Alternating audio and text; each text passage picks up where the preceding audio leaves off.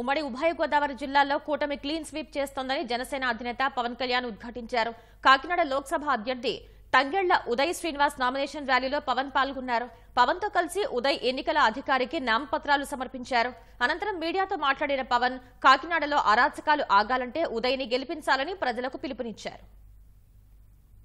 Popular గా ఆయన tea time Uday అంటారు ఆయన. సో అదే రిక్వెస్ట్ చేశాం ఎలక్షన్ కమిషన్ కూడా టీ టైం ఉదయ్ గా ఏమాత్రం పాసిబిలిటీ ఉన్నా దాన్ని బ్యాలెట్ పత్రంలో చేయాలి.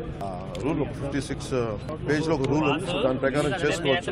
మిగతా వాళ్ళు కన్సిడర్ చేశారు.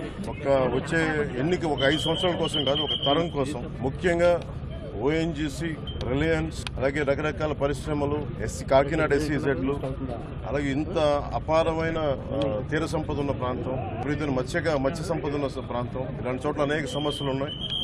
ఈ ప్రాంతంలో కాకినాడ పార్లమెంట్ అభ్యర్థిగా శ్రీ తంగెళ్ల ఉదయ్ శ్రీనివాస్ గారు గెలుపు చాలా చాలా కీలకం. కాకినాడలో రౌడీజం ఎక్కువైపోయింది, గాంజా క్యాపిటల్ అయిపోయింది.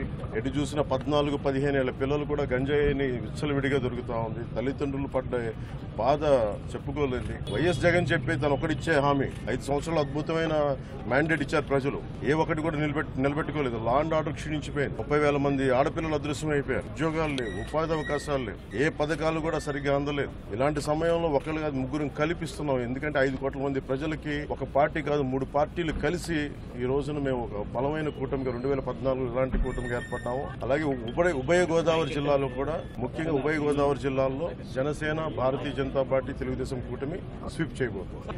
జగన్ జైలుకి వెళ్లడం అది మోడీ గారి గ్యారెంటీ. బర్మార్ సభలో రాజస్థాన్ లో చెప్పారు, ఎవరైనా సరే కరప్షన్ చేసిన వాళ్ళు ఎవరైనా సరే జైలుకి వెళ్లడం తప్పదు. 30 కేసులు పెట్టుకుని బెయిల్ మీద తిరుగుతున్న వ్యక్తి ముఖ్యమంత్రి. ఇది మారాల్సిన సమయం, ముఖ్యంగా మనం మారాల్సిన సమయం. మనం కనుక కూర్చోబెట్టి కులమనో, మతమనో, వర్గమనో ఇలాంటి ఆలోచనలతో వెళ్తే మన భవిష్యత్తు నాశనం అయిపోతుంది.